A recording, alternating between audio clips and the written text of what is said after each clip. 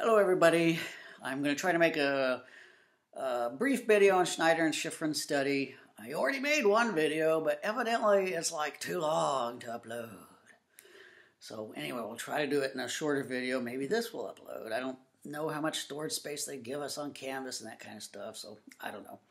But I'll try to upload videos tomorrow if I can't do it today. Of course, if I can't do it today, you won't know until tomorrow when I succeed. But anyway, Schneider and Shiffrin study, right? Chapter 4 is on attention, attentional phenomena, right?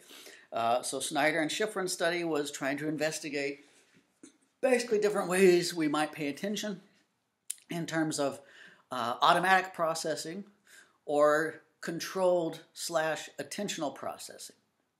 And I would accept either of those answers for that part of it, right? Controlled and or attentional processing would be correct. So in the Schneider and Shiffrin study, you basically have two conditions. You have the varied mapping condition, which is going to be the harder condition, where you're going to have serial processing taking place, and it's going to involve controlled or attentional processing. And then you have the consistent mapping condition, which is going to be easier, right? The easier task, and that's going to involve parallel processing and automatic processing, and it's going to require much less of our attentional capacity to do that because it's automatic. Ooh. Anyway, so varied mapping condition, hard condition, right? They got three variables they manipulate in this study. You've got memory set, which is how many items are in the memory set or the target that you're looking for, right? And then you got frame size. That's the number of distracting stimuli in this frame that they show participants on each trial. And then you got frame time, right? How long they show that frame to participants, right? And generally, in both conditions in the study, the longer the frame is shown to participants, the better they do, which that makes sense. Yeah, you know, if it's just presented too fast, you just can't see enough of it to really do a good job. So you find that in both these conditions, but it's in the other two that you find differences, right? The other two variables they manipulated, the memory set, right, number of targets they're looking for, and the frame size. No, I shouldn't do that.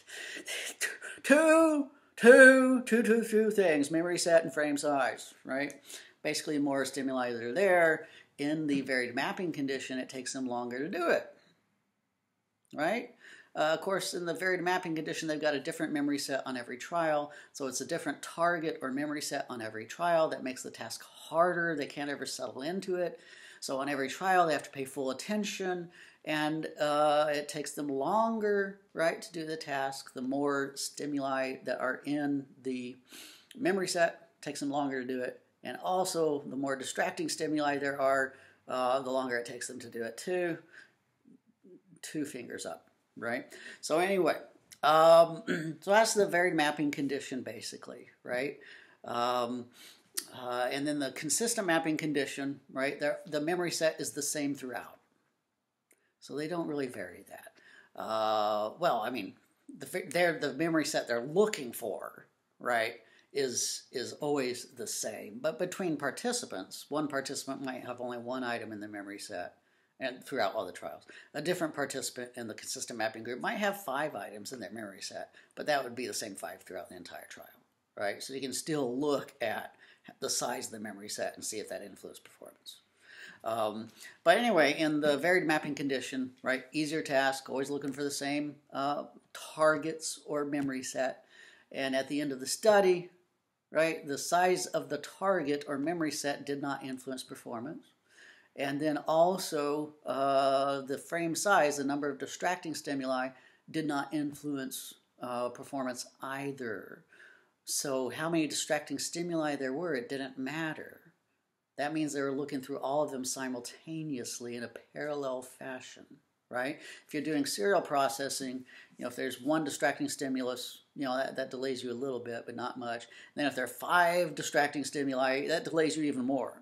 Right? But there was no difference here in terms of the number of distracting stimuli. If there's 1, 5, 10, it didn't matter. Same reaction time, so they must have been looking through all of them simultaneously in a parallel fashion, right? So that's the consistent mapping group. And that's some of the basics of the Schneider and Shiffrin study, all right? And we'll see if this video will load.